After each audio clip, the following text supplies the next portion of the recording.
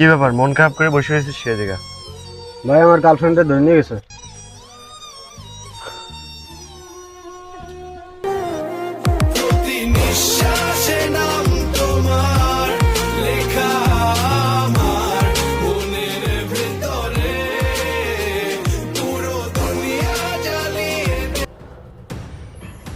মেয়ে কোথায়?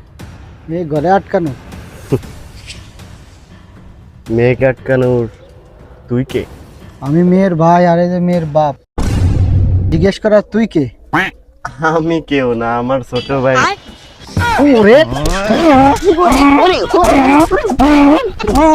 উঙ্গা পাকা ছেলে পেলে জ্বালাই রাখতে পারতেছি নি মাই জীবত।